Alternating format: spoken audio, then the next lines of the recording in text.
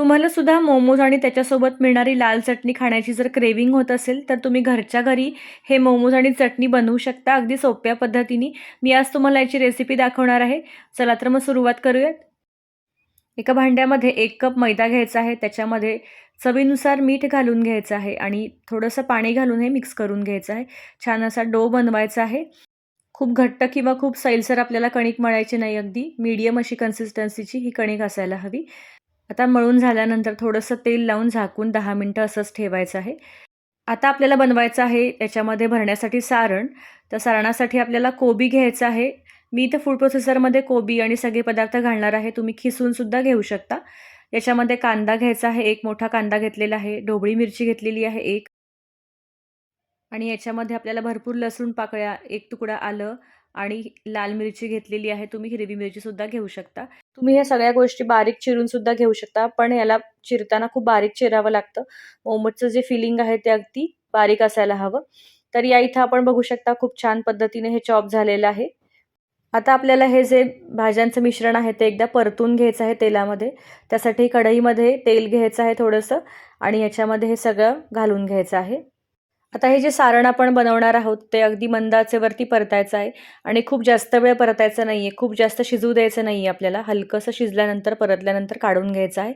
आता हे थोडंसं मंद आचेवरती परतताना मीठ घालून घ्यायचं आहे आणि काळी मिरी पावडर घालायची आहे. सगळ्यात टेस्ट येणार आहे आपल्या मोमोजना काळी मिरी पावडरमुळे. तर 1 चमचा इथं घालून घ्यायची आहे. हे सगळं परतत राहायचं आहे. म्हणजे खाली चिकटणार नाही कढईला. इथं बघू शकता छान असं परतलं गेलेलं आहे. आता सगळ्यात शेवटी आपल्याला सोया सॉस घालायचा आहे. तुम्ही याच्यामध्ये बाकीचे सॉसेससुद्धा घालू शकता, जसं की green chilli sauce, red chilli sauce. पण या इथं मी सोया सॉसच घातलेला आहे छान असा फ्लेवर येण्यासाठी. आता मिश्रण छान असं परतलेलं आहे, कोरडं झालेलं आहे. खूप जास्त शिजवायचं नाही आहे, त्यामुळे हे गॅस बंद करून थंड करायला ठेवायचं आहे.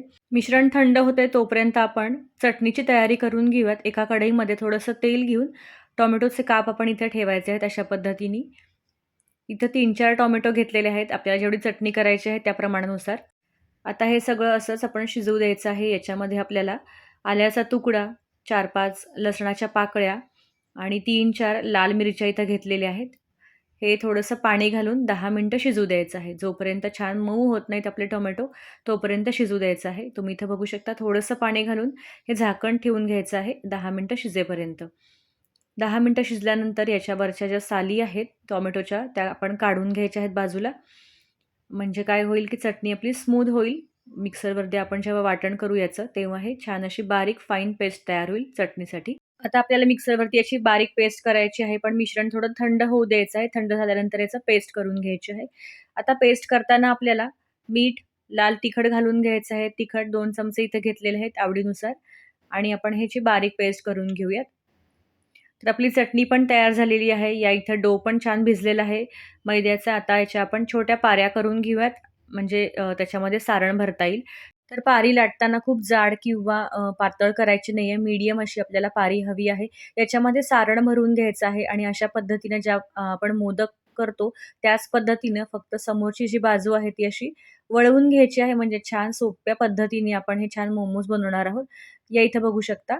अशा पद्धतीने सगळे मोमो मी करून घेणार आहेत. आता आपल्याला कढईमध्ये हे उकडून घ्यायचं आहे. थोडंसं पाणी घालून घ्यायचं आहे. त्याच्यामध्ये स्टँड ठेवलेलं आहे आणि एका जाळीच्या प्लेटला तेल लावून घेतलेलं आहे. तुमच्याकडे जर स्टीमर असेल तर तुम्ही स्टीमरमध्ये सुद्धा हे उकडू शकता. एक 10 मिनिटं छान मोठ्या आचेवरती वाफ घ्यायची आहे. मस्त वरून आपले 10 मिनिटं झालेले आहेत आणि तुम्ही इथं बघू शकता वरून अजिबात चिकटलेले नाही आहेत. छान असे उकडले गेलेले आहेत. मस्तपैकी आपले मोमोज तयार झालेले आहेत. हे मोमोज गरम असतानाच खूप छान लागतात. मस्तपैकी चटणी आणि हे मोमोज तुम्ही आतून बघू शकता खूप छान सारण भरलं गेलेलं आहे आणि अगदी गरम-गरम मी एन्जॉय करणार आहे. या चटणीसोबत तर मोमोज अगदी मस्त लागत होते. तुम्हीही नक्की ट्राय करा. रेसिपी आवडली असेल तर लाईक करा, शेअर करा, सबस्क्राईब करा. भेटूयात अशाच छान-छान रेसिपींसोबत. तोपर्यंत धन्यवाद.